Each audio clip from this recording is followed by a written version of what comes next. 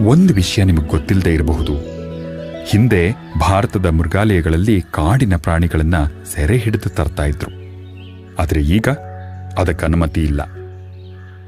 ಆದ್ದರಿಂದ ಬಗೆ ಬಗೆಯ ಪ್ರಾಣಿಗಳು ಇರೋ ಹಾಗೆ ಖಚಿತಪಡಿಸೋದಕ್ಕೆ ಬೇರೆ ಬೇರೆ ಮೃಗಾಲಯಗಳೊಂದಿಗೆ ವಿನಿಮಯ ಮಾಡಿಕೊಳ್ತೀವಿ. ಅಲ್ಲದೆ ಸೆರೆಯಲ್ಲೇ ಸಂತಾನೋತ್ಪತ್ತಿಯೂ ನಡೆಯುತ್ತೆ. ಸೆರೆಯಲ್ಲೇ ಹುಟ್ಟಿ ಬೆಳೆದ ಪ್ರಾಣಿಗಳು ಮೃಗಾಲಯದ ಬದುಕಿಗೆ ಚೆನ್ನಾಗಿ ಹೊಂದಿಕೊಂಡು ಹೋಗುತ್ತವೆ.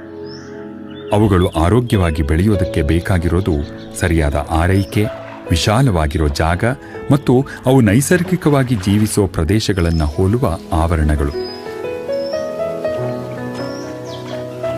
ಹೀಗೆ ಚೆನ್ನಾಗಿ ವಿನ್ಯಾಸಗೊಂಡ ಆವರಣಗಳು ಸುಂದರವಾಗಿರೋದಷ್ಟೇ ಅಲ್ಲ, ಪ್ರಾಣಿಗಳ ಯೋಗಕ್ಷೇಮಕ್ಕೆ ಅನುಕೂಲಕರವಾದ ರೀತಿಯಲ್ಲೇ ಇವೆ.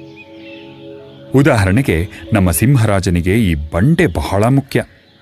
ಅದರ ಮೇಲ್